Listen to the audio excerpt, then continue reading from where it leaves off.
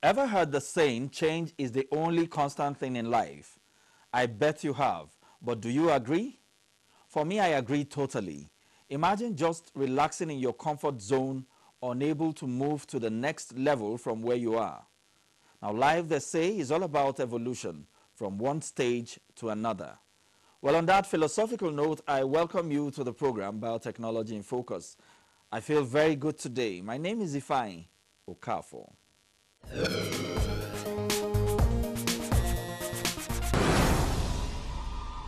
All right then, in this edition of Biotechnology in Focus, commercializing BT cowpea, we intend to open up the investment potentials in this product and the impact biotechnology has made in what I consider as an astonishing short time.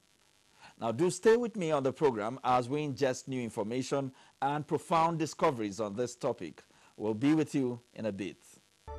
Cowpeas are a staple food and an important source of protein for more than 200 million people in sub-Saharan Africa.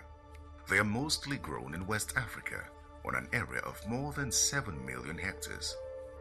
Cowpeas have been used in this part of the world for millennia, handed down from generations to generations. Cowpeas are regarded as drought-tolerant and can cope with poor soils, making them highly adapted to the region. One additional advantage of cowpea is that the leaves and green pods can be eaten before crop maturity. This provides an important food source before mature grain is harvested, acting as a food bridge during hunger gaps between harvests. However, cowpea farmers have been combating with low yield due to major pests infestation, the legume pod borer. The legume pod borers deposit eggs on the flower pods of cowpea. When the larvae emerge, they damage the flower, young pods and seeds, drastically reducing yield. This is the damage caused by pod-soaking bugs. It bursts into what? The pod. And this one is likely even to escape the heavy infestation of those pod-soaking bugs. Also causing a lot of damage to cowpea pod. And this one also reduced the yield in the farmer's field. Using insecticides has not proven to be a viable approach. They are expensive, and their safe handling requires equipment and expertise that are not readily available to small-scale farmers in sub-Saharan Africa. This is a typical cowpea field where we planted a cowpea that is not protected from any insect.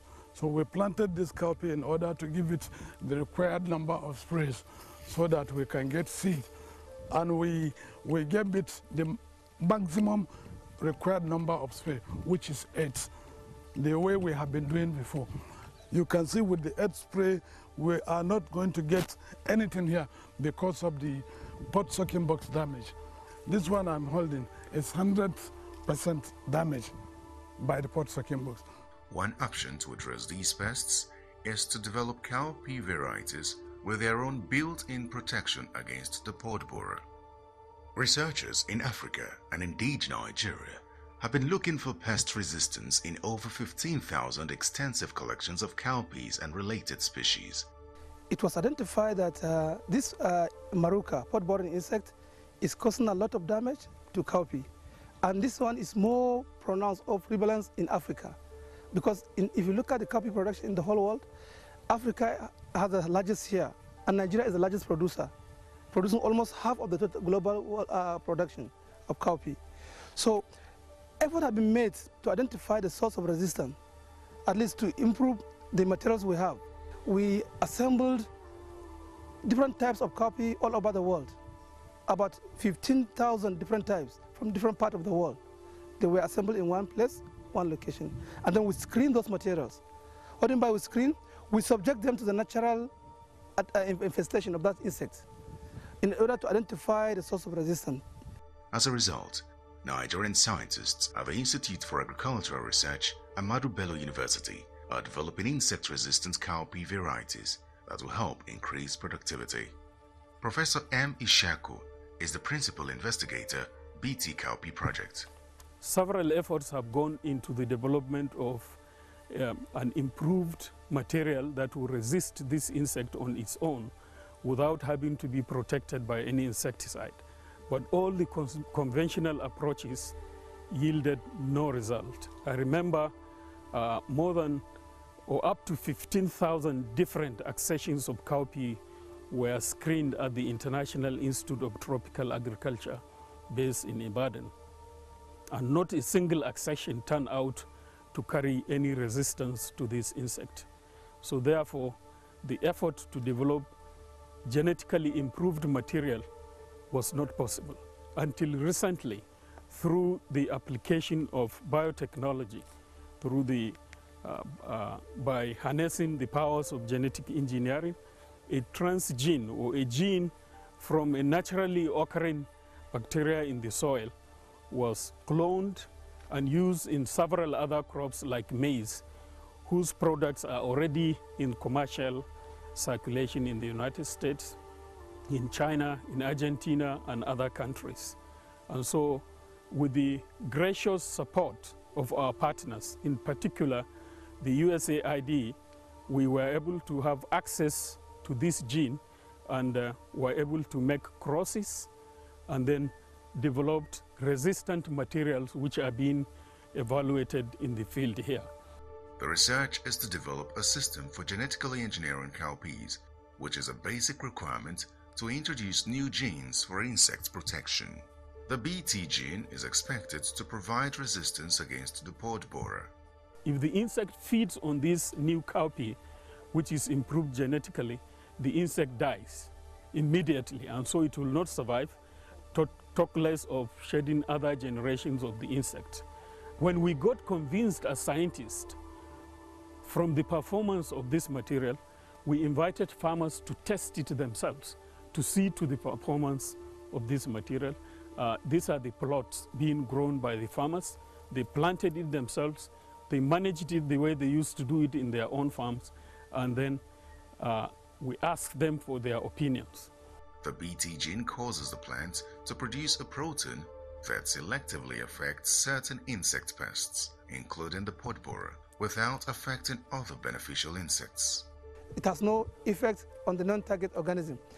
Dr. Rose Gidado is the coordinator, Open Forum on Agricultural Biotechnology, OFAB, Nigeria. The farmers have been interested, they've shown their interest, and they always have asked us, where are the seeds? Where are the seeds? When can we have these seeds? The farmers cannot wait to plant these seeds. They are waiting. And so, but now, with the Biosafety Act in place in Nigeria, the farmers, at least in 2 years' time, will have access to the seeds and their lives will be improved. Perhaps we need to embark more on advocacy to ensure that these developed varieties are not just lying on our shelves, that they are being used by our farmers. Looking at these two varieties, it is difficult to tell which one is organic and which one is BT cowpea. So this is transgenic and this is non-transgenic. Physically looking at the two seed lots, you see there is no any physical difference, meaning the insertion of the transgene on this has not altered any morphology of the cowpea. So if you look at this, we are here, this is a non-transgenic variety, and this is the conventional variety planted by farmers. So in this case, the gene was actually introgressed, but not expressed by the variety here. So another added advantage of the transgenic varieties, they mature faster, and this is very, very important with this prevailing climate change condition. We can call this one climate smart varieties because, for instance, for over 4 weeks now it has not rained in Zaria, meaning there's no way these varieties will fail compared to the conventional varieties. Significant progress has been made towards ultimate aim of incorporating one or more BT genes into cowpea to provide a long-term plan for robust protection. We know what biotechnology is doing in other places. Other nations that have embraced biotechnology are already reaping huge dividends. So we would want to get the attention of our government to focus in that area and ensure good funding for biotechnology in Nigeria.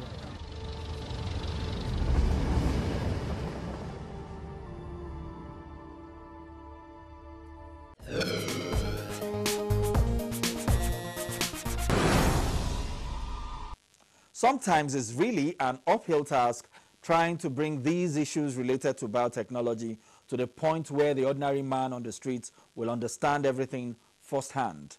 Well, that precisely is what we intend to do on this program.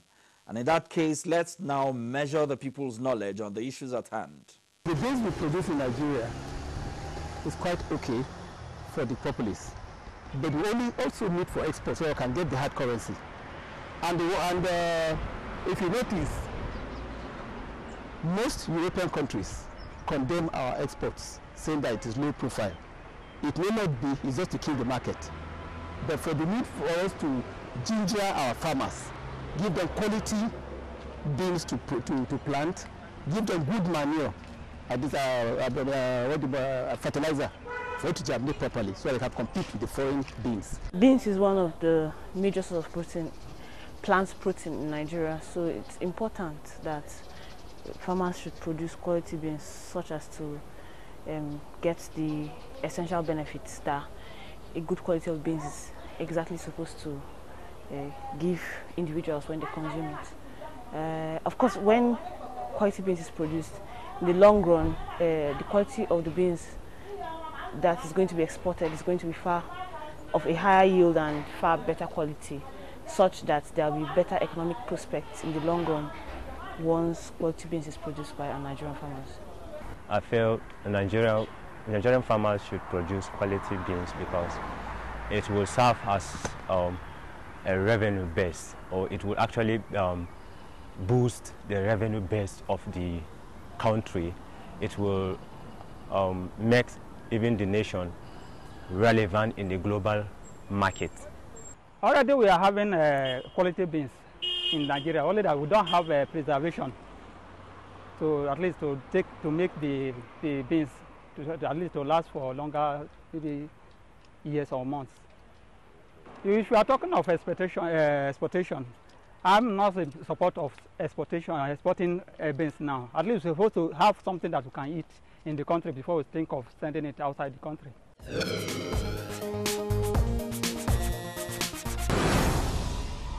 With this new technology, I can say that there's a great breakthrough, because looking at the materials that before we used to apply insecticide like 7 to 10 times sometimes when there's heavy infestations of insects, you apply up to 10 times in a particular cowpea field. But now you see the rate of application will now reduce from that 10 to about only 2 now. If you look at these materials, it was only applied insecticide, it will be applied twice.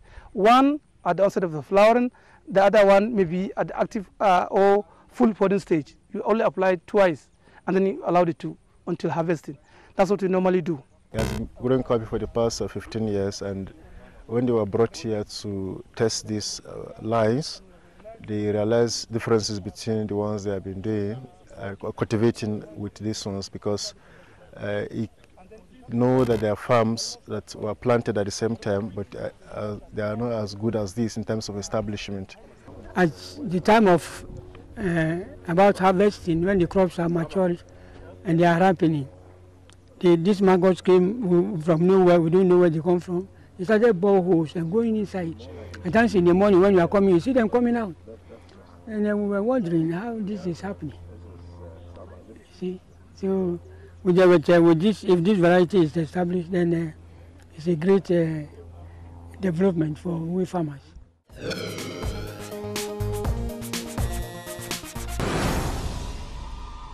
Let's take a short break. The program will continue right after this.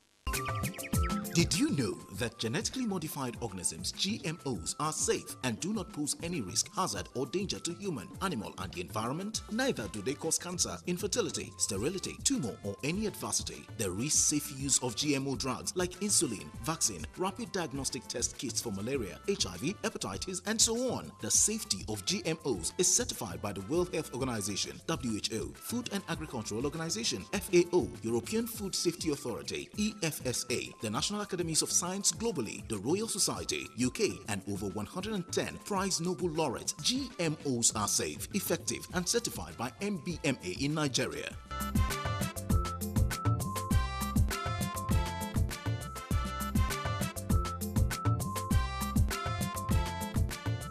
This message is brought to you by the Nigeria chapter of the Open Forum on Agricultural Biotechnology, OFAB, supported by the National Biotechnology Development Agency, NABDA.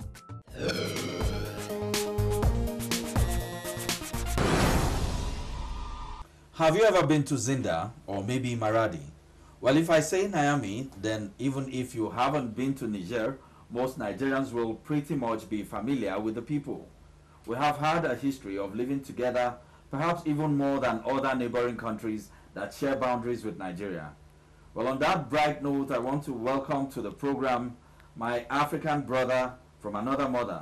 But please join me to say Kubeni to our guest, Dr. Abdurrahman Isufu Kolo. He's a Port Bora project manager and representative of African Agricultural Technology Foundation, AATF. And by the way, Kubeni means welcome. Dr. Isufu, you're welcome to the program. Thank you very much, sir. I am very happy to be here and spending some time with you. I'm sure this is not your first visit to Nigeria. Oh, no. I know Nigeria very well. Especially the northern parts. Okay, Dr. Isufu, kindly tell us what you refer to as BT cowpea, such that the common man and ordinary subsistent farmer would understand. Okay, so I may take a few time if you allowed it. The problem was the research communities on cowpea in Africa recognize there is a special insect we call maruca. That's the scientific jargon, but commonly we call it pod borer. It destroys flowers, it destroys the pods of cowpea, what you call in Nigeria beans, common beans. So we decide to tackle this problem. It is recognized, it creates a lot of, it causes up to 80% yield loss, even complete crop failure.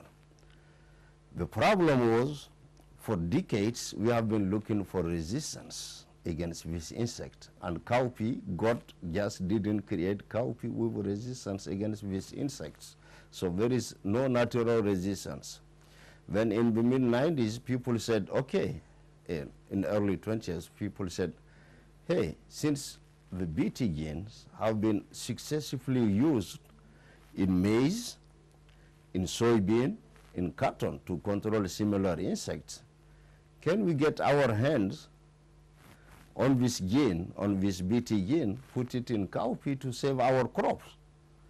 So the problem is how to get it. So we negotiate, AATF took the lead, negotiate and get the BT gene free.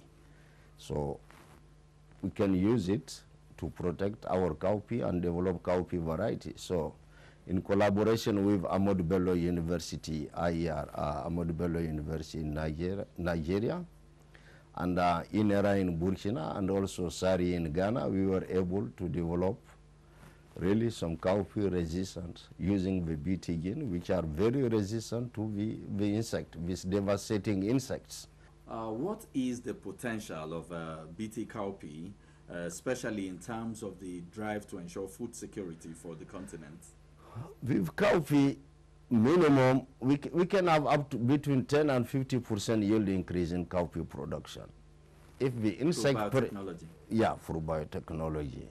No, last year I had farmers in ABU at Zaria tested in our confined environment, because we are still in confined circle. It is not deregulated. Farmers tested, and minimum, if the cowpea, both in Zaria, in Kano, and in Zamfara.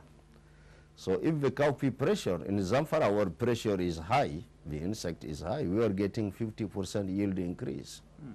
So minimum the minimum yield increase I have seen was 10%. So it goes between 10 and 50% yield increase of cowpea. And you know how much cowpea Nigeria imports? Tell us, please. So I am from Niger. Niger is the biggest exporting country of cowpea in Nigeria, so I don't want the export of Niger to stop. But we can slash down, we can cut down on the imports. Okay, very quickly, what are the challenges of adapting this new technology? How is it being tackled? No, the problem was African countries have been following blindly European Union and European countries, I think. BT crops, biotechnology crop, has been on market in US since 1995, 1996. Nobody died, nobody gets sick before eating BT maize or BT soybean.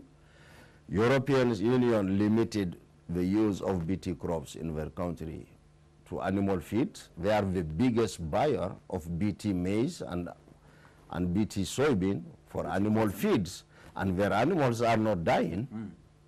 And the milk we buy from the European Union is from cow fed with BT crops, with biotechnological crops. And it is one of the I didn't say the only technology. It is certainly one of the technologies which will help us to improve our productions, because there are many other problems where naturally you don't find a resistance. You have to look for resistance somewhere. And one of the biggest problems, I will tell you, is striga on pearl millets. There is no resistance in pearl millets. Striga on maize, there is no resistance. And these are problems which are taking 70 to 80% of the yield. And in some areas, 100% of the yield is gone. And we got problems like this we cannot find. All the other solutions are double-edged swords. Sometimes it works, sometimes it worsens the problems.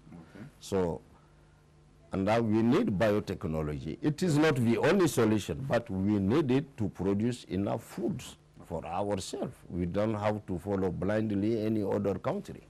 Okay, there's this area that I think we should talk about, and that's the area of partnership between Nigeria and your country, Niger, in terms of trade ties or collaboration. You've talked about one of them, and that's in the cowpea. You're one of our largest exporters of cowpea. Now, which other areas of collaboration do we have with Niger? Oh, Niger and Nigeria, what? Agriculture. In agriculture? Yes. Oh, no, there are too many. The two countries depend on each other, and Niger more. Because in Niger, we don't have an environment for maize. Okay. So most of the maize we eat in Niger came from Nigeria or Ghana, also, or sometimes all the way from Ghana. Now, how is biotechnology doing in Niger? Niger biotechnology is dead end, because Niger Republic doesn't have a biosafety laws like Nigeria, who adopted the biosafety laws. Nigeria is more advanced. Niger didn't have any biosafety law. Do you think there's a hope for biotechnology in other parts of Africa within the shortest possible time? Yeah, Ghana is coming up. South Africa is certainly the most advanced. Sudan decided to catch up. I think countries like Ethiopia, who had huge population and you don't have much land areas, I also realize they need to speed up food production to catch up.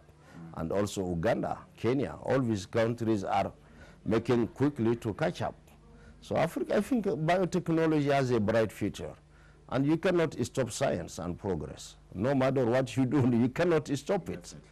So let's learn it and see how we can apply it to solve our problems. Thank you so much. That's a good point where we can actually thank you. Thank you for your time, Dr. Isufu. Thank you very much for inviting me, and I will be delighted to come and spend more time with you in the future.